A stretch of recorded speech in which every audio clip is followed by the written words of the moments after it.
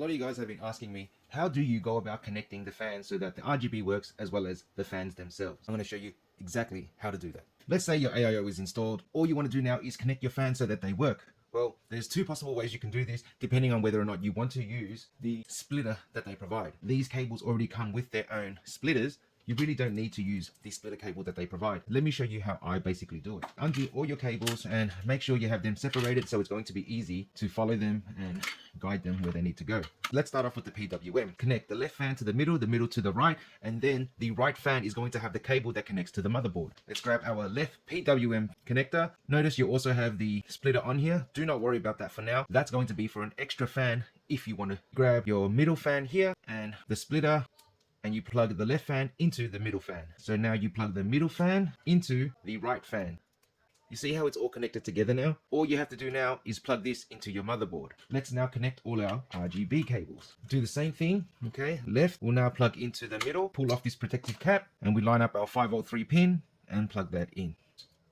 Pull that cap off, and then we plug this into the right fan. You can see that all our fans are now connected together, and you're left with one cable of each PWM and 5V 3 pin. If you wanted to, you could connect another fan to here and it will sync all together. Same goes for the extra for your PWM. You do have one PWM that comes off the pump itself. Depending on your motherboard, whether or not you have a separate PWM for AIO pump or CPU option, if you do have that, this can go directly into that. Now, on this particular motherboard, we do have CPU fan 1, CPU fan 2, and then AIO pump. You are able to plug this cable that comes straight off our pump into AIO pump, lining up these tabs with the tab at the top there, and line up your 4 pins and plug it straight in. Then you have your 5V 3 pin here, and your other PWM 5V 3 pin will run the RGB, and the PWM will power the fan to spin. You can plug this into CPU fan number 1.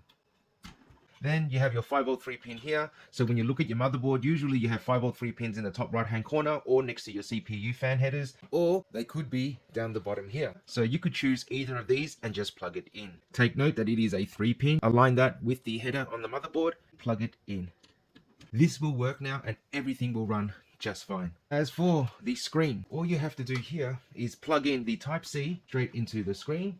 If you run it from the top, I would plug it in facing up like that, run it behind the motherboard, and then plug it into the USB 9 pin like so. And mind you, all these cables would be tucked in behind the motherboard's case panel, and that way you don't see any of it. As you can see, this is everything all plugged up. Now let's give it a test run to make sure it all works.